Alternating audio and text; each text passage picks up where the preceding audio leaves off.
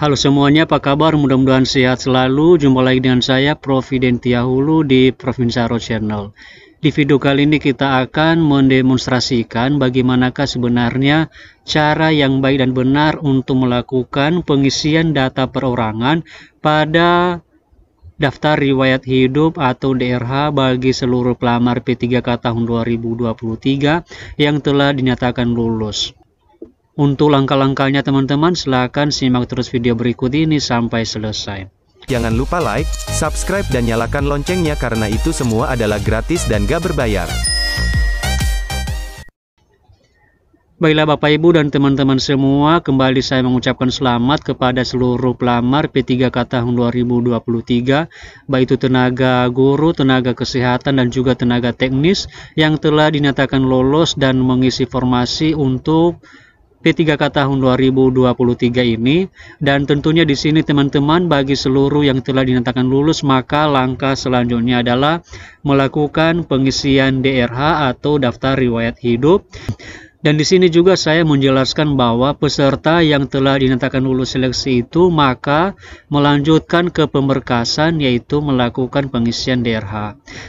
Jadi di sini teman-teman, untuk melakukan pengisian DRH itu atau daftar riwayat hidup itu nanti bisa kita lakukan melalui akun kita masing-masing, yaitu akun SSCSN kita teman-teman. Jadi kalau misalnya kita login nanti, maka di bagian paling bawah ada notifikasi seperti ini. Katanya adalah apakah Anda ingin melanjutkan pengisian daftar riwayat hidup dan pemberkasan CASN. Jadi di sini nanti teman-teman ada dua pilihan jawaban. Yang pertama adalah pilihan ya, kemudian yang kedua adalah tidak. Jadi kalau misalnya kita nanti memilih ya, maka kita nanti akan diarahkan untuk melakukan pengisian daftar riwayat hidup. Namun kalau misalnya nanti kita memilih tidak, maka kita nanti akan diarahkan untuk membuat surat pengunduran diri. Itu artinya bahwa kita tidak bersedia untuk melanjutkan ke pemberkasan teman-teman. Jadi di sini saya menganggap bahwa seluruh pelamar yang telah lulus itu memilih ya. Kemudian di sini kita langkah selanjutnya adalah melakukan pengisian daftar riwayat hidup. Kemudian langkah pertama adalah pengisian data perorangan. Jadi ini adalah langkah pertama untuk daftar riwayat hidup, yaitu kita mengisi data perorangan. Kemudian di sini katanya data perorangan ini berisikan biodata calon P3K.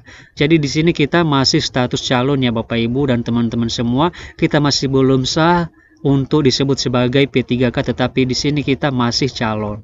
Kolom yang ditandai bintang merah adalah wajib diisi, isikan biodata, alamat dan keterangan lainnya. Jadi di sini nanti teman-teman, kalau misalnya kita menjumpai ada kolom yang ada bintang merah itu nanti, maka teman-teman tidak boleh melewati itu, tetapi itu adalah wajib diisi, karena nanti perintah untuk langkah selanjutnya itu tidak akan bisa kita teruskan kalau misalnya kita tidak mengisi kolom yang sudah bertanda bintang merah tersebut. Kemudian teman-teman, kita akan teruskan.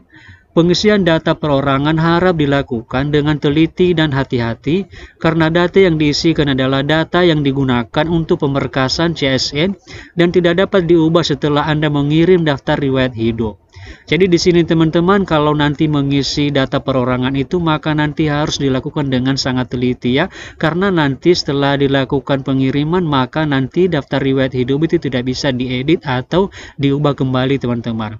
Kemudian isilah bagian formulir yang wajib diisi pada bagian silakan lengkapi data Anda atau ditandai dengan tanda bintang.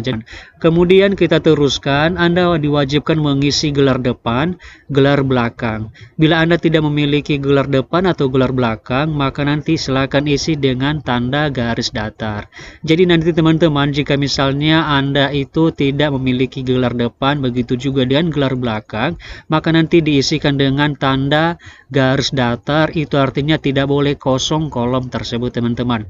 Kemudian gelar hanya berupa singkatan, contoh doktor atau Eskom atau AMD, tidak perlu dipanjangkan. Jadi di sini teman-teman, kita tidak perlu lagi menulis kata demi kata untuk gelar itu, tetapi yang kita tulis adalah singkatannya saja. Misalnya di sini adalah sarjana komputer, maka tentu di sini nanti adalah kita buat Eskom saja. Atau nanti kalau misalnya teman-teman itu gelarnya adalah SPD, maka cukup nanti membuat S.PD saja. Jadi jangan lagi dibuat sarjana pendidikan.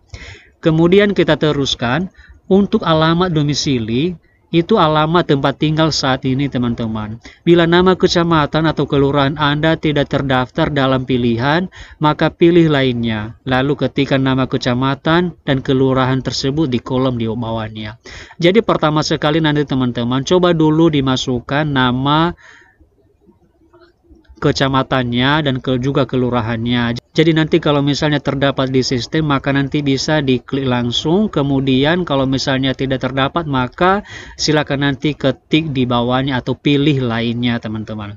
Kemudian jika sudah, maka isilah captcha berikut di bawah ini dan klik tombol selanjutnya, teman-teman. Oke, sekarang kita sudah paham bagaimanakah langkah-langkah untuk mengisi daftar riwayat hidup untuk data perorangan dulu, teman-teman. Jadi nanti untuk data-data yang lain itu bisa kita bahas pada video berikutnya.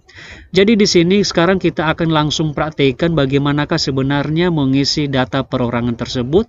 Sekali lagi saya jelaskan bahwa itu tidak boleh salah, teman-teman. Ini harus kita isi dengan sangat teliti supaya nanti tidak terjadi kesalahan ke depan. Yang pertama adalah biodata. Kita memasukkan nomor induk kependudukan. Jadi di sini yang kita masukkan adalah NIK kita sesuai dengan KTP. Kemudian juga kita mengisi nama sesuai ijazah kita, teman-teman. Jadi nanti kalau mengisi daerah ini silakan nanti melihat ijazahnya dan diketik di sini nama sesuai yang tertera pada ijazah. Kemudian di sini kita juga menuliskan nama KTP. Artinya di sini nama kita sesuai dengan KTP. Silakan nanti masukkan di sini lengkap sampai dengan marga, teman-teman, kalau misalnya ada marga. Kemudian nama. Jadi di sini teman-teman katanya nama itu harus sesuai dengan ijazah namun tanpa gelar. Jadi di sini dia sudah memberikan contoh, misalnya Susanto Eskom. Jadi nanti yang kita tulis adalah cukup Susanto. Tidak boleh ada lagi gelarnya, teman-teman. Kemudian kita teruskan menulis gelar depan ijazah. Jadi di sini teman-teman kalau misalnya ada gelar depan itu maka tulis. Misalnya biasanya itu gelar depan itu misalnya doktor, kemudian atau DRS dan lain sebagainya, teman-teman.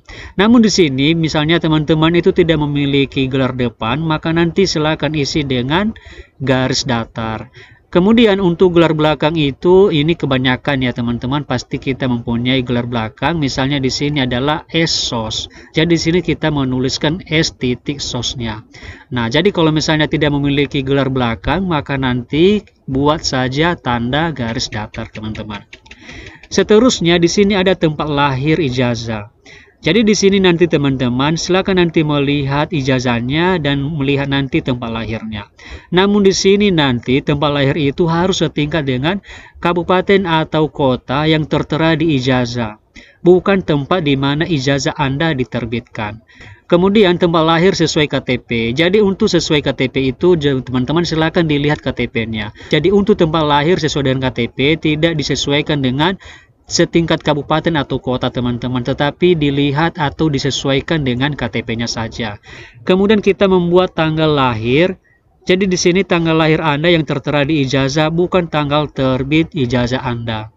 Jadi silakan nanti melihat, teman-teman, jangan sampai salah. Nanti dimasukkan di sini adalah tanggal lahir sesuai dengan ijazah, bukan tanggal ijazahnya, teman-teman. Kemudian di sini tanggal lahir sesuai KTP, ini juga dibuat, teman-teman.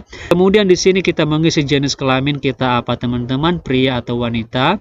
Kemudian status perkawinan. Jadi kalau misalnya kita sudah menikah, maka pilih menikah.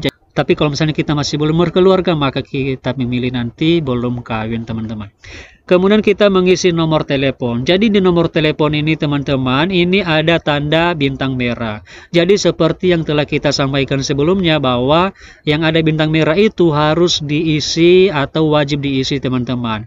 Jadi di sini katanya hanya angka tanpa tanda baca, maksimum 15 karakter. Jadi nanti yang dimasukkan di sini adalah angka-angkanya saja, teman-teman. Tidak boleh ada tanda baca yang lain, titik, koma, garis datar dan lain sebagainya. Cukup angka-angkanya saja. Kemudian kita memilih agama. Agama di sini juga sudah di bintang merah, teman-teman. Itu artinya bahwa kita wajib mengetik atau memilih agama kita. Jadi di sini nanti ada beberapa pilihan agama. Jadi kalau misalnya nanti agama teman-teman itu Islam, maka pilih nanti Islam. Kalau misalnya Kristen, maka pilih Kristen. Itu nanti sesuai dengan agama teman-teman semua. Kemudian nanti kita membuat email. Jadi nanti diusahakan teman-teman, email yang kita buat di sini adalah email yang masih aktif atau email yang kita gunakan pada saat registrasi atau pendaftaran. Tetapi di sini pastikan dulu emailnya harus masih aktif teman-teman, karena ada saja nanti notifikasi atau pesan yang dikirim melalui email tersebut terkait dengan pemberkasan P3K ini teman-teman. Kemudian di sini nomor ponsel. Jadi nomor ponsel ini teman-teman, kalau misalnya ini tadi nomor telepon. Jadi kalau misalnya tidak ada nomor telepon, maka ini nanti bisa disamakan teman-teman. Karena kami juga seperti dulu tahun-tahun sebelumnya bahwa antara nomor telepon dengan nomor ponsel itu boleh sama, tetapi harus diisi teman-teman. Ini ada bintang merahnya. Kemudian yang kita isi selanjutnya adalah alamat domisili. Karena tadi adalah biodata, sekarang kita masuk pada alamat domisili. Di sini provinsi itu wajib diisi. Kita memilih nanti di sini sudah disiapkan nanti beberapa provinsi yang ada di Indonesia. Kemudian kabupaten atau kota itu sesuai dengan yang ada di sini juga teman-teman. Silakan nanti dipilih. Kemudian kecamatannya apa, silakan nanti dipilih juga, nanti muncul itu secara otomatis teman-teman. Kemudian untuk kelurahan itu nanti kalau misalnya ada juga nanti tidak terdapat di sini, maka nanti pilih lainnya, baru kita mengetik di sini apa nama kelurahan atau desa kita teman-teman.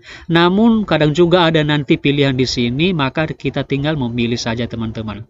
Kemudian jalan ini juga wajib diisi, jalannya apa. Jadi kalau misalnya nanti kadang-kadang nanti kita tidak memiliki alamat jalan teman-teman, tetapi di sini kita langsung bisa membuat di sini nama desanya saja. Karena kami dulu seperti itu, kami tidak ada nama jalannya atau alamat jalannya, tetapi kami cukup membuat di sini desanya langsung teman-teman, apa nama desanya. Kemudian alamat lengkap. Jadi nanti alamat lengkapnya itu adalah bisa bebas teman-teman, sesuaikan nanti dengan KTP teman-teman semua. Namun di sini wajib diisi.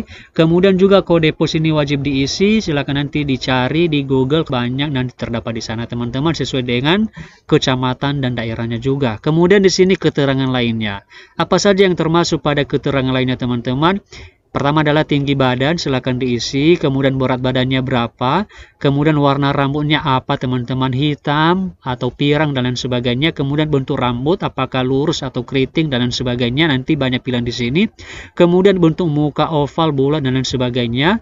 Kemudian warna kulitnya apa teman-teman, silakan nanti dipilih. Kemudian ciri khas ini tidak wajib diisi ya teman-teman, tetapi kalau misalnya juga teman-teman mau menuliskan ciri khasnya boleh, tapi kalau misalnya tidak maka nanti buat saja garis datar. Kemudian juga cacat tubuh, tentu di sini kita tidak memiliki cacat tubuh, karena kalau sempat kita ada cacat tubuh maka sebelumnya kita masuk di kategori disabilitasi. Kemudian hobinya apa teman-teman? Jadi di sini untuk hobi nanti bisa lebih dari satu teman-teman. Bisa nanti menulis, kemudian ada lagi hobi kita menyanyi, ada kemarin sempat saya baca itu hobinya membaca dan lain sebagainya. Jadi hobi ini nanti teman-teman silakan nanti buat di sini. Kemudian keterangan hobi apa teman-teman. Nah, jadi di sini teman-teman kita bisa membuat apa keterangan hobi kita sesuai dengan hobi yang kita pilih teman-teman. Misalnya di sini kan hobinya menulis, jadi dia membuat keterangan hobi menulis artikel IT menarik.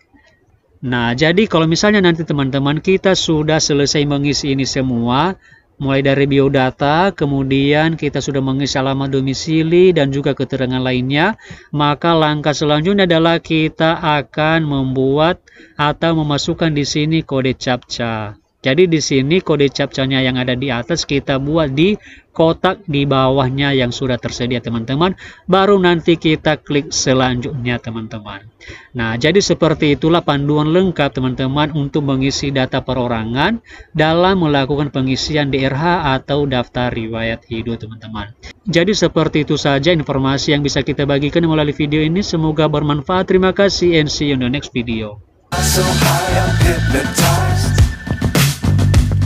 What's up is down, what's left is right. Chasing stars and holding you. I can't see the end, but we'll see it through.